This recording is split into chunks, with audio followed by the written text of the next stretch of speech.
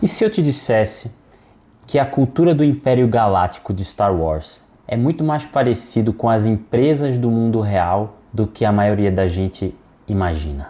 Oi, eu sou Rafael, eu sou um executivo do mercado segurador por mais de 20 anos, também sou um artista marcial com mais de 20 anos de experiência e também sou um amante da cultura tech e da cultura pop. Falando de cultura pop, uma das franquias que eu mais gosto é Star Wars. E recentemente eu concluí aquela série Andor, né, que fala da vida do Cassian Andor até ele se tornar ali um agente da Aliança Rebelde.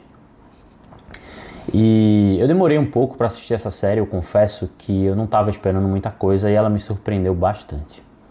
É uma série que mostra a trajetória de Andor, né? Andor é um personagem que apareceu pela primeira vez, se eu não me engano, no filme Star Wars Rogue One, que conta ali um trechinho da história exatamente antes do primeiro filme de toda a franquia, que é o episódio 4. E Cassian Andor foi ali uma peça primordial para que a Aliança Rebelde se fortalecesse e conseguisse chegar a destruir o Império. Pois bem, eu estava assistindo a série e eu percebi que a série tem uma pegada um pouco diferente da maioria dos filmes ou séries da franquia. Ela parece um pouco mais realista em alguns pontos, né?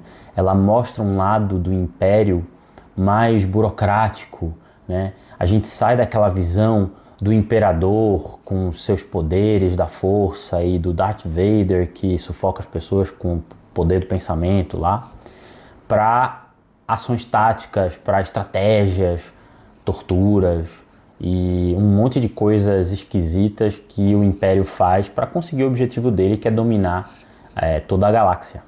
Hoje eu trouxe aqui uma distração para vocês enquanto a gente vai conversando sobre esse assunto. Eu também vou montar aqui um Lego. E é um Lego Star Wars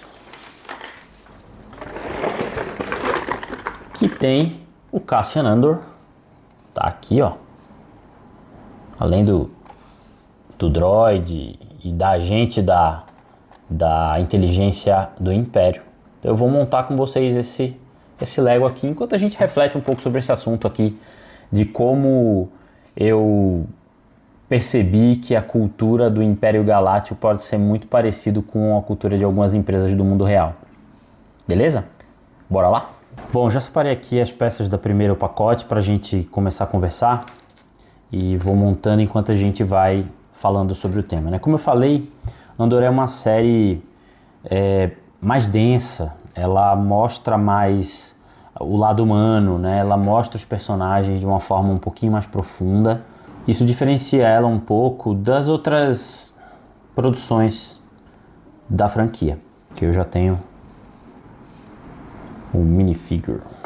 E o foco é no resultado acima de tudo. Isso é um problema, porque quando o foco é só no resultado, você esquece das pessoas que estão ao redor, né? No mundo real, eu já tive experiência de trabalhar em locais assim, e apesar deles mostrarem que a preocupação com as pessoas existe, ela na verdade ela é superficial. Outro ponto é a falta de espaço para criatividade, né? Nessas empresas que o foco total é no resultado, a regra é ouvir quem manda. E isso não abre espaço para as pessoas que têm pontos relevantes, que têm ideias interessantes, que podem levar a empresa para um outro patamar, se abrirem, compartilharem, falarem sobre essas ideias, né? Não tem espaço para criatividade. No Império é assim também. Algumas pessoas que aparecem com ideias diferentes dos seus líderes, né, em várias obras da franquia, eles acabam morrendo, né? Claro, o Império acaba extravasando toda essa cultura tóxica de empresas nessa visão cinematográfica que a gente está analisando aqui. Mas,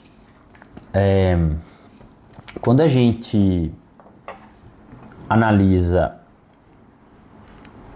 o fato do Darth Vader, por exemplo, acabar com uma pessoa que que foi contra ele, e a pessoa do lado, que era um, sei lá, um tenente, acho, ele vai lá e promove esse cara para o lugar do outro que ele acabou de matar, a gente consegue fazer um paralelo muito claro com coisas parecidas que acontecem na vida real, né? Nas empresas do mundo real.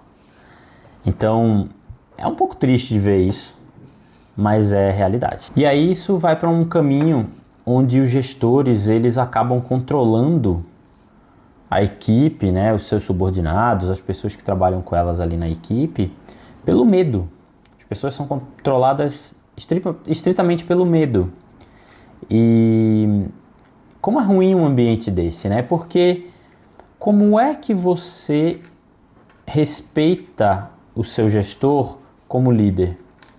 Você não respeita, você só obedece. Você tem medo de trazer seus pontos para aquele gestor com medo de ser retaliado, né? E de acontecer alguma coisa. Lá no Império, de ser morto, né? Eles matam as pessoas que discordam deles. Então, é muito curioso, porque matar aí também pode ser uma metáfora, né? E quando você bloqueia o profissional por medo, o profissional não age porque ele tem medo, ele fica bloqueado, né? E tem pessoas que acabam tendo crises de ansiedade, desenvolvem transtorno de ansiedade generalizada, e isso pode futuramente, inclusive, se tornar um burnout, né? O controle pelo medo, ele é muito perigoso no mundo real, e mais ainda no universo do Império de Star Wars. E aí, como eu falei, aquela pessoa que obedece e que nunca questiona acaba sendo recompensada. Só que o egocentrismo fica muito em voga aí, porque só o chefe, só o líder é que tem voz e só ele sabe de tudo, né? E aí o paralelo entre o mundo real e o Império Galáctico de Star Wars é exatamente esse, né? Quantas empresas a gente já não viu que tem uma hierarquia, por exemplo, muito sufocante, né? Com microgerenciamento. Microgerenciamento é uma palavra bonita para isso, mas aquele chefe que não deixa você trabalhar, sabe? Que fica controlando todos os mínimos passos que você dá em cada atividade que você exerce, para que tudo saia exatamente como ele gostaria. Ele não te dá espaço, por exemplo, para errar. Para errar e para aprender e para evoluir como colaborador da empresa, por exemplo, né? Por quê? Porque o resultado está acima de tudo. Então, quando o resultado está acima de tudo, não há espaço para falhas. E quando não há falhas, não há evolução, não há crescimento. O profissional, ele não se desenvolve. E aí o que acontece é que acaba que alguns funcionários, alguns colaboradores se desgastam até um burnout, né? E recentemente a gente teve algumas mudanças aí na legislação brasileira e a gente tem um cuidado maior das empresas, né, por responsabilidade, mas ainda é muito preocupante a quantidade de pessoas que passam por situações como essa, né? E aí você tem, às vezes, colaboradores excelentes, muito bons no que fazem, que entregam com altíssima qualidade, mas que, infelizmente, se desgastam e não conseguem mais fazer entregas boas e começa a ser visto como incompetente. Isso é muito ruim, né? Eu já tive situações em que eu passei por burnout e boa parte do que aconteceu comigo é porque a gente tinha um cenário que era desalinhado entre expectativa e realidade, sabe? E ainda voltando naquela situação onde o resultado é mais importante do que tudo, eu já tive experiências também bem desagradáveis relacionadas a isso, que em certa situação eu precisava de alguns dados de mercado sobre a estrutura de algumas empresas, enfim, porque isso ajudaria a gente a montar uma estrutura nova, enfim, para a nossa empresa. E a gente estava tendo dificuldade de obter informações relevantes, fidedignas e um volume considerável de informações que ajudasse a gente a tomar algumas decisões. Porque, claro, as empresas não compartilham o seu modelo com todo mundo, né? Isso não é aberto para o mercado livremente. E em dado momento eu ouvi de uma pessoa que estava num cargo alto que uma solução para isso poderia ser a gente chamar pessoas para serem entrevistadas, como se a gente tivesse uma vaga em aberto dentro da nossa área, e aí aproveitar essa entrevista fake para obter essas informações dessa pessoa. Então, olha a que ponto o resultado pode levar alguém, né? Você passar para enganar uma pessoa, fingir que tem uma posição de trabalho disponível para aquela pessoa, mexer com os sentimentos dessa pessoa, com as expectativas. Às vezes a pessoa está desempregada, procurando trabalho há bastante tempo, ou está numa situação na empresa que não é legal e vê uma esperança ali de sair, e você mente para aquela pessoa, você engana ela, finge que tem uma vaga só para tentar extrair informações da concorrência. E isso acontece bastante dentro do mundo de Star Wars ali com o Império, né? Tem um episódio da primeira temporada, acho que é o episódio 6, que a agente da inteligência, acho que chama Dedra, isso mesmo.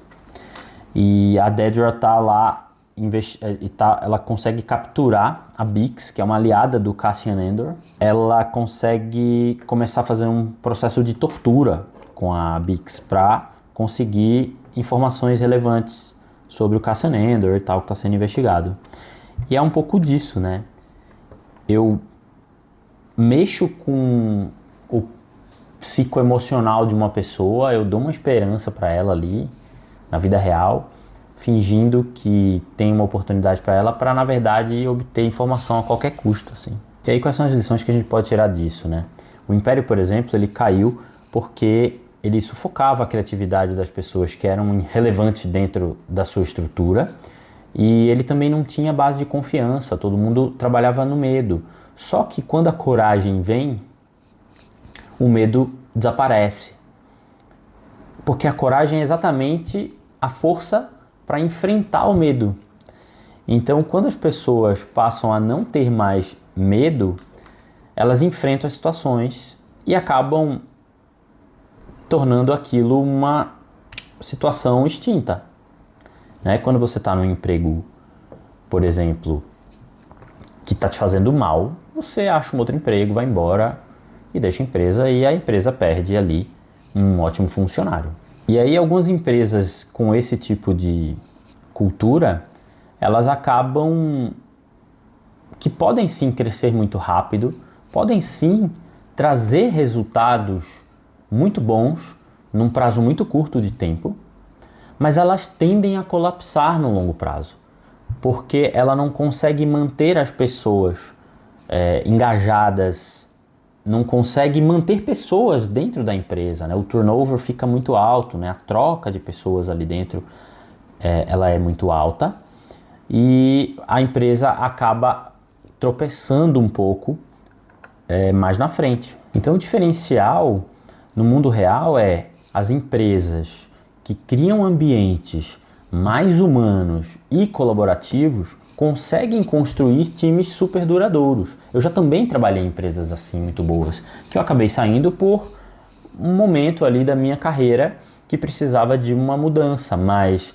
empresas que construíram uma confiança junto com seus colaboradores, né, que tem um propósito muito claro, e que o propósito não é apenas o resultado, o dinheiro ou o lucro, né? Claro, empresas existem para dar lucro para os sócios, sim, mas se elas tiverem aliado a isso um propósito que dê para as pessoas um porquê sair da sua casa de manhã, enfrentar o trânsito para atingir aqueles objetivos, você consegue unificar o útil e o agradável, né? Você consegue dar para a empresa o lucro que ela precisa, dar para as pessoas propósitos e ainda ajuda a sociedade, ainda consegue criar situações em que pessoas de fora são beneficiadas, por exemplo. No fim, a série Andor, na verdade, não é só sobre o Império Galáctico e a rebelião, e sim sobre empresas com cultura tóxicas